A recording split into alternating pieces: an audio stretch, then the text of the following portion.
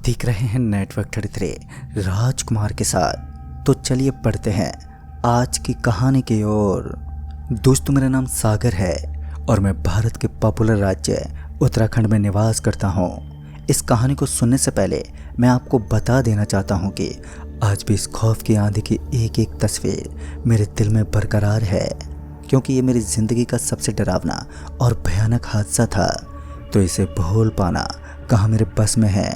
कहते हैं रात के बाद घर से बाहर निकलना सही नहीं होता, लेकिन आपके एरिया में ये बात फैल जाए कि दिन में भी गांव के अंदर एक चुड़ैल भटकती है जो लोगों की मुंडी तोड़ देती है, तो आपके गांव वालों में क्या बीतती होगी। क्योंकि हमारे एक छोटा सा समूह जो बाकी बड़े गांव से खंडन में था, हम सभी लोग शांति के साथ रहते थे, लेकिन कुछ महीनों में ही हमारा गांव उजड़ने सा लगा था। और एक रात तो कुछ ऐसा हुआ जिसके बाद मेरी ज़िंदगी में एक नई ऊर्जा का विस्तार हुआ। मैं आपको बता दूं कि 12वीं क्लास के बाद मैं एक कॉमर्स का स्टूडेंट रहा हूं, जिस वजह से मैंने कभी भी भूतों जैसी चीज़ों के बारे में कल्पना तक नहीं की थी। मैं इन चीज़ों के बारे में जानता तो था, लेकिन कभी इन्हें करीब से देखा नहीं, इन्हें पहचानने की कोशिश ही नहीं की। लेकिन एक बात भी सही है कि हमारी ज़िंदगी हमें वो सब चीज़ें दिखा देती है जो हम हमारी ज़िंदगी में देखना ही नहीं चाहते, या फिर हम उनके बारे में सोचते भी नहीं हैं। दोस्तों, एक रात की बात है जब मैं अपने परिवारजनों के साथ बैठकर खाना खा रहा था, तो मेरे दादाजी ने कहा, बेटा आजकल गांव में एक खबर बहुत वायरल हो रही है। गांव के बाकी बुजुर्ग लोग जो कि दादाजी के साथ ही थे, उनका मानना था कि गांव में एक चुड़ैल घूमती है जिसने तकरीबन 7 लोगों को मार दिया है। और ये कथन सही भी था, क्योंकि तकरीबन 3 महीने में 7 लोग मर चुके थे। लेकिन मुझे इन बातों पर कहाँ विश्वास था, तो मैंने अपने दादाजी से कहा, दादाजी जब वक्त का पहिया घूमता है ना, तो कोई भी इंसान वक्त के उस हालात को नहीं बदल सकता। ऐसा कुछ भी नहीं है, बस सभी लोग पागल बना रहे हैं। दादाजी को मेरी बातों पर एकदम से हंसी आई और वो हंसते हुए बोले, बेटा कभी कभी मजाक में इन चीज़ों के गले मत पड़ जाना। इतने में ही हमारे बीच होने वाली ये वार्तालाप एकदम से ख़त्म हो गई, क्योंकि घर के बाहर किसी की दस्तक हुई, जिस वजह से मैं खड़ा होकर दरवाजे के पास पहुंच गया। ये तो हमारे पड़ोसी घनश्याम अंकल थे।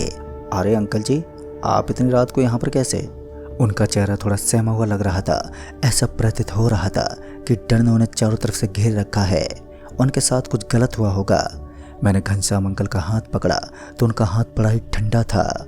ऐसा लग रहा था मानो उन्होंने अपने हाथ को किसी बर्फ़ की सिल्ली पर रखा हो। तभी मैंने उन्हें घर में आने को कहा।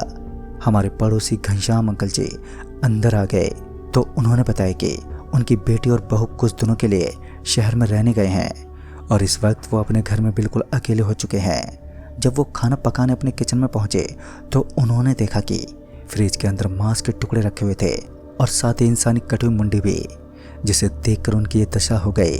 अब मुझे समझ में नहीं आ रहा था कि इस बात पर मैं कैसा रिएक्शन दूं, क्योंकि एक तो मुझे इन चीज़ों पर विश्वास नहीं था और दूसरी तरफ घनश्याम अंकल की बातें बड़ी विचित्र थी। उनके शरीर की दशा बता रही थी कि उन्होंने कुछ तो अजीब देखा है, जिस कारण उनकी हालत अब पतली पड़ने लगी। पहले तो मैंने घनश्याम अंकल को थोड़ा शांत किया और दादाजी के पास बैठा दिया, और इतने में ही एक बार फिर दरवाजे पर दस्तक हुई। इस बार मैं अपने घर के दरवाजे पर पहुंचा तो पापा घर आए थे।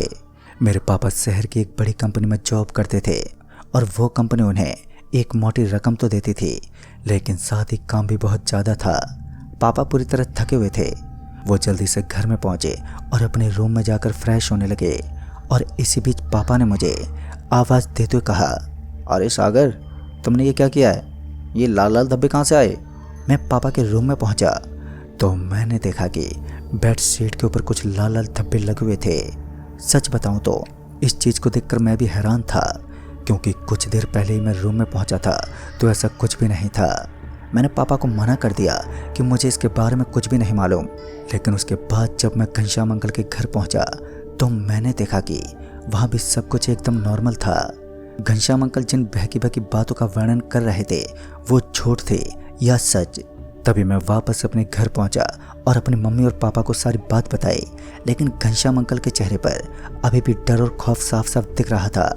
उनका चेहरा देखने मात्र से लग रहा था कि उन्होंने ज़रूर कुछ तो ऐसा देखा है जो आश्चर्यचकित है। मेरे पापा घनश्याम अंकल की काफ़ी इज्जत किया करते थे, क्योंकि घनश्याम अंकल उम्र में मेरे दादाजी के बराबरी के थे। बाद में घनश्याम अंकल को हमने आज रात हमारे घर पर रुकने को कहा। फिर कानों ही कानों में एक खबर मिली कि हमारे गांव की बंजर भूमि में किसी का मृत शरीर मिला है। शरीर की दशा बड़ी खराब थी, उसका आधा शरीर तो फटा पड़ा था। जब हमें इस बारे में पता चला तो उस भयानक शरीर को देखकर हर किसी का शरीर तो कांप उठना एक आम बात थी। हालांकि मैं उस दृश्य को देखना तक नहीं चाहता था, पर मैं इस बात से सहमत नहीं था कि मैं अपने शरीर के रोंगटों को खड़ा कर सकूं। और वैसे भी मुझे खून और मांस जैसी चीज़ों से सख्त नफरत थी, जिस वजह से मैं इन चीज़ों को देखना तक पसंद नहीं करता था। एक रात तो बीत गई, लेकिन जब सुबह हुई तो उस बॉडी को शमशान घाट में पहुंचाया गया तो उसके अंदर से एक अजीब सी बदबू निकलने लगी। उस भयंकर बदबू का प्रचंड तेज इतना था कि यह बदबू सिर्फ कुछ क्षणों में ही पूरी की पूरी गांव में फैल गई। अब गांव के लोग इस बदबू से परेशान हो गए, लेकिन जब तक उस लाश को जलाया नहीं गया तब तक वो ऐसे ही ताज़ा रहे। जब उस शरीर को आग से राख में तब्दील होता देख उस बदबू ने आत्महत्या कर ली, यानी कि वो बदबू भी गायब हो गई। सच में बड़ा ही विचित्र दृश्य था।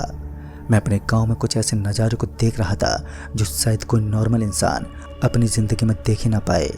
लेकिन अभी तो सिर्फ शुरुआत थी, अभी असली कहानी तो शेष थी।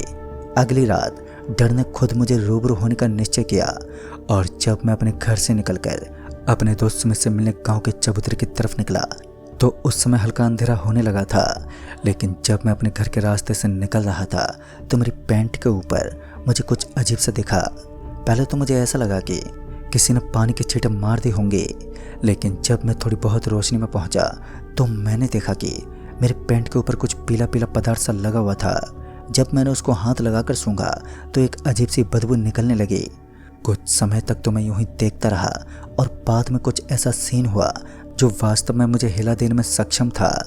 वो पीली पीली चीज़ अचानक ही मेरी पैंट से गायब होने लगी और ज़मीन पर गिरा हुआ वो पीला पीला रंग अचानक ही एक बौने आदमी के रूप में बदल गया। एक छोटा सा आदमी जिसकी आकृति तो इंसानों जैसी थी, लेकिन उसका पूरा आकार बहुत छोटा था। वो मेरी तरफ एक हल्की सी मुस्कान देता हुआ ज़मीन के अंदर घुस गया। सच में यह अद्भुत नज़ारा बड़ा ही बेचैन करने वाला था। तभी मैंने अपने दोस्त को इस बारे में बताया तो उसे मेरी बातों पर यकीन ही नहीं हुआ। लेकिन अब मेरे दिल में कहीं ना कहीं थोड़ा बहुत खौफ तो बैठ चुका था कि यार कुछ तो अजीब हो रहा है जिसे समझ पाना मेरे बस का नहीं है। लेकिन फिर भी मेरी एक कोशिश तो बनती थी। तभी एक बार फिर मैं इसी चीज़ को दोबारा देखना चाहता था, लेकिन कहते हैं ना, वक्त का पहिया एक घड़ी को दोबारा उस जगह पर केंद्रित नहीं कर सकता, या फिर यूँ कहें कि एक वक्त को दोबारा किसी आईने की तरह प्रदर्शित नहीं कर सकता। तो मैं चाहकर भी इस काम को करने में असमर्थ रहा। उस रात मैं फिर से उसी रास्ते से लौटा, लेकिन इस बार मेरे साथ कुछ भी अजीब नहीं हुआ।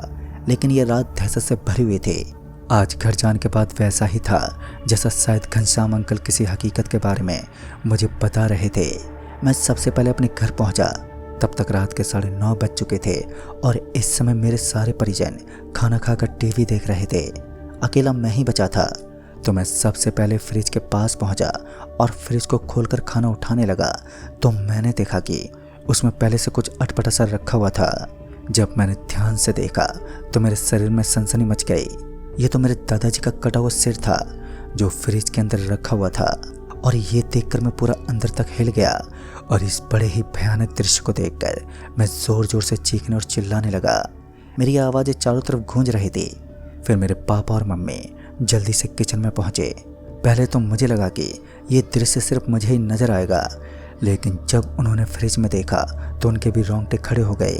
फिर दादाजी को हम सब ढूंढने लगे तो दादाजी का आधा कटा हुआ शरीर उनके रूम में पड़ा हुआ था। हद तो तब हो गई जब हमें पता चला कि हमारे घर में मौजूद घनश्याम काका भी हमारे घर से गायब हैं। घनश्याम काका के बारे में पता लगाया गया तो उनका भी कोई पता नहीं चला। लेकिन उसके बाद जिस बात के बारे में मुझे और मेरे परिवारजनों को पता चला, उसे सुनकर हमें एहसास हुआ कि हमें हर किसी पर यकीन नहीं करना चाहिए, क्योंकि घनश्याम काका को मरे हुए 7 दिन हो चुके थे और उनकी डेड बॉडी को महाराष्ट्र में पहुंचा दिया गया था, क्योंकि उनका बड़ा बेटा वहीं पर रहता था और उनका निवास स्थान वहीं था, जिस वजह से उनके बेटे और बहू भी कुछ दिनों के खातिर महाराष्ट्र में ही थे। घनश्याम काका को मेरे दादाजी के साथ काफ़ी मेल मिलाव था, जिस वजह से वो प्रतिदिन हमारे घर पर आया करते थे। शायद उनकी यही पसंद दादाजी के ऊपर भारी पड़ गई और दादाजी की मौत हो गई। लेकिन ये हादसा नहीं रुका, बल्कि धीरे धीरे गांव में हर दिन इस तरीके की मौत का सिलसिला आरंभ हो गया। हमेशा किसी न किसी को शमशान घाट में दफनाए जाने का एक आम सिलसिला सा बन गया। गांव में सभी लोग जान चुके थे कि अब इस जगह पर रुकना उनके लिए न केवल मुश्किल है, बल्कि अपनी मौत को दावत देना जैसा है। तभी वहां पर एक पंडित को भी बुलाया गया। तो उस पंडित बाबा ने बताया कि एक बुढ़े आदमी की आत्मा ने इस जगह पर अपने श्राप छोड़ दिया है और इस श्राप से इस गांव को मुक्त कर पाना किसी के बस में नहीं है। लेकिन आज तक हम इस बात के रहस्य के ऊपर से पर्दा नहीं उठा पाए कि असल में वो कौन था जिसने इस गांव को श्रापित बना दिया और उसने ऐसा क्यों किया।